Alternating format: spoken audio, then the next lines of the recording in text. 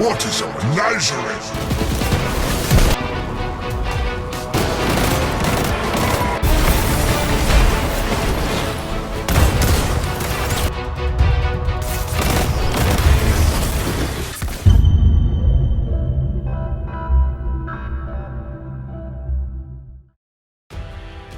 Bungie's large diversion away from how their content drops have traditionally been released continues in yet another season of Destiny 2 in the Season of Opulence, and it differs quite drastically from the previous one, the Season of the Drifter, which I was critical of during its stint.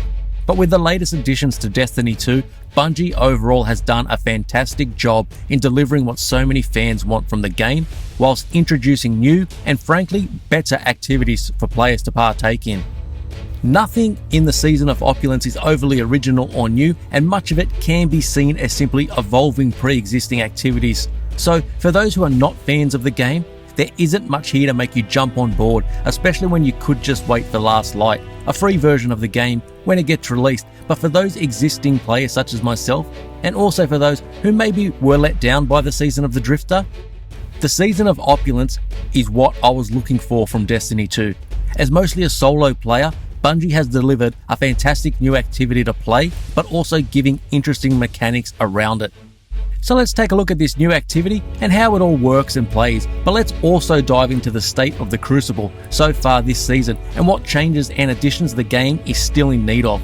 We head predominantly to Nessus this time around and get reacquainted with Callus, the Cabal Emperor before the Red War.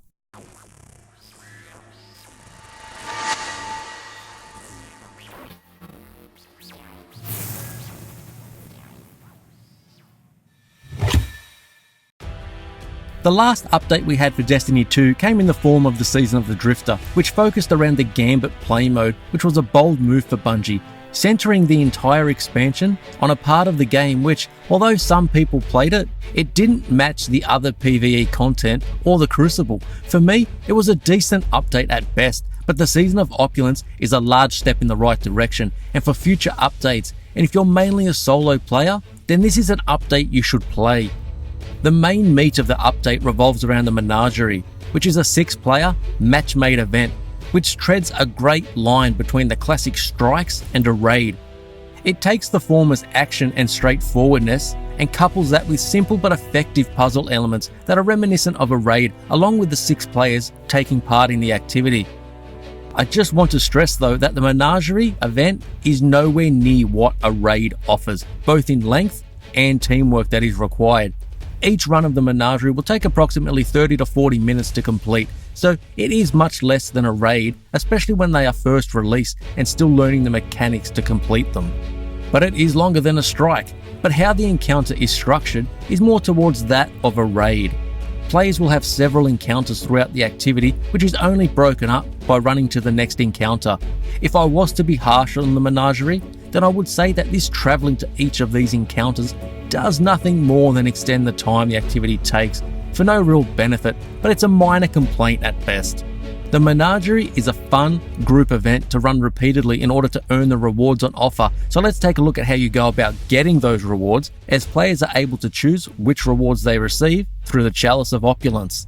Players will visit Benedict in the tower, who will then send players to Nessus to speak with Wenna, who will task players with the quest steps necessary to craft the Chalice, which will then be used when running the Menagerie activity.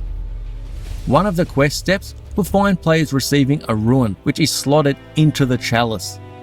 Players will earn green, blue, purple or red ruins, and each of these are able to be inserted into the different slots of the Chalice.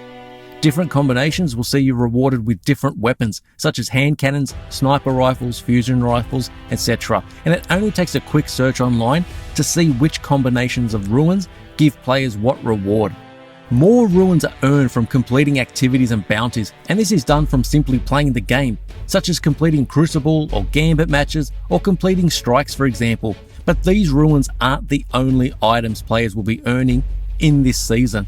Bungie has introduced a new currency known as Imperials. The main ways of earning these are through completing runs through the Menagerie, using Glimmer to open chests upon Callus's barge on Nessus, where Wenna is found, along with completing triumphs related to the Menagerie. The amounts earned will vary, and you'll need to earn quite a lot of them in order to upgrade the various parts of the chalice. Some of these upgrades can be quite valuable, as they may reward extra powerful gear per week or give more ways to earn those Imperials you'll be needing so much. Now, that's quite a bit of information to take in all at once to understand how this season functions, but it all makes sense when playing the game, and Bungie has done a better job this time around in explaining things when compared to the season of the Drifter. But for a long time, mostly solo player of Destiny such as myself, the season of Opulence succeeds so well because it straddles the line almost perfectly between offering what solo players need, but also making that same activity worthy of teaming up with your friends, as well as earning rewards worth getting. And I often say this next point a lot with loot-based games. Developers need to respect the player's time in these games, and that's what Bungie has done. Firstly, by offering rewards worth having and making players receive those rewards without the game being an unenjoyable grind and huge time sink for no reason.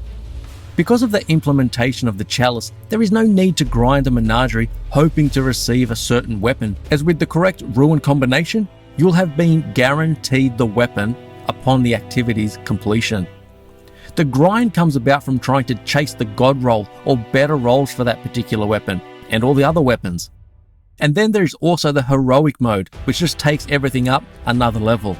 Now, going back and revisiting what I said earlier, Bungie is going down a different path when it comes to what they are wanting to release.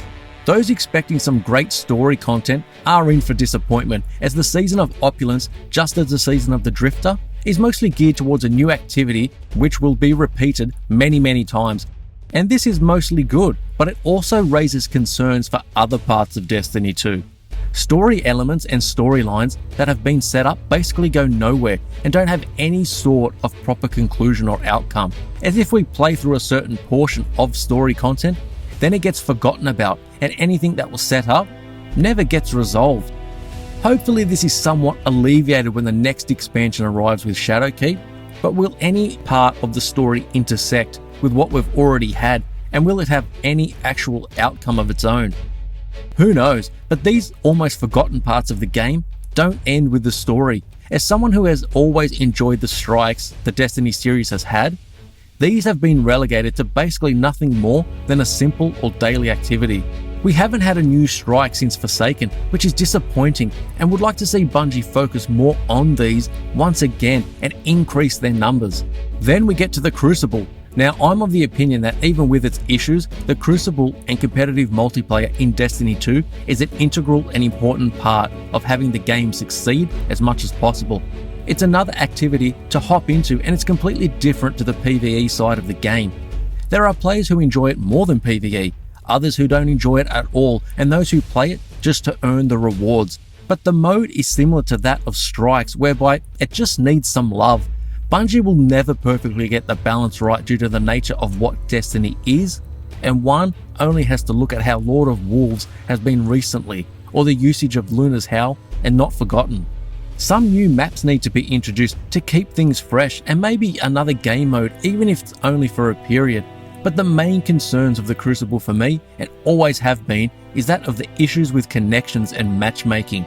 Even with the increase of players returning to Destiny 2 for the new season, and with the announcement of Shadowkeep, I find the quality of connections can vary wildly between games, and which makes me question whether my bullets are even doing any damage at all, or when I swear I was perfectly behind a wall but died anyway.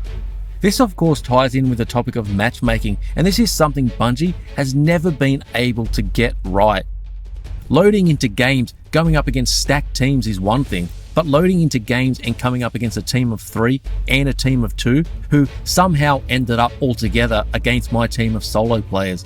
No multiplayer game is perfect, but this scenario tends to play out much more in Destiny, and when the Iron Banner rolls around, it seems to happen even more.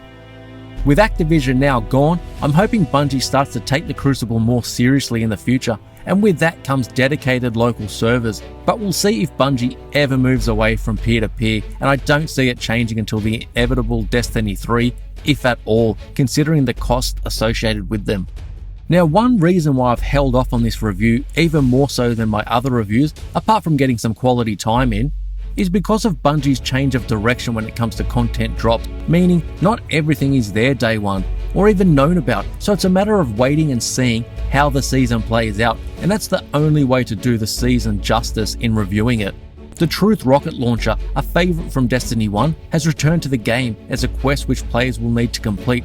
The rumoured return of the Bad Juju pulse rifle, and we also have the Lumina hand cannon to chase as well. All of these just add extra icing on an already great season for Destiny 2. And with all loot-based games, they require good loot to grind for, and the season of Opulence has that too. I wish Bungie would tie in more story content and classic quest structure for these weapons though, instead of often filling them with busy work such as killing a certain number of enemies or generating orbs of light. It's still content with a genuine reward at the end of it, which is good, but more creative ways in acquiring them should be something Bungie focuses on, even if there were multiple ways in getting them, so players who favour PvE or PvP can play their preference. Now that the season of Opulence has been out for a number of weeks, Bungie will need to keep adding these style of quests to the game to keep players engaged. And this is for two reasons. Many players would already be at max light level or very close to it, and the second would be better reasons to keep logging in, apart from simply doing daily and weekly bounties, which does grow tiresome as each of the seasons go on. But in saying that, Destiny 2 is in the best place it's ever been, and it's great to see Bungie bounce back for me after the lackluster season of the Drifter. With the Division 2 seemingly going through its own issues and the disaster of Anthem, which has only become worse, not only is Destiny 2 in a great place, but the talk surrounding it whilst leading into Shadowkeep is perhaps the greatest it's been since pre-launch. If you haven't been back to Destiny since Forsaken or even since launch, then there really hasn't been a better time to check it out, and I only see the game getting even better when Shadowkeep releases. With Activision no longer in the picture, we are already seeing the benefits of the Bungie-Activision split, and with cross-save becoming a reality later in the year, this will be yet another step in keeping players invested and introducing new players to the world of Destiny. There has been many bumps along the way with this franchise, and I still expect issues to come up in the future, but it's great to see a commitment to Destiny from Bungie, and the future looks bright for a series which has struggled to find itself.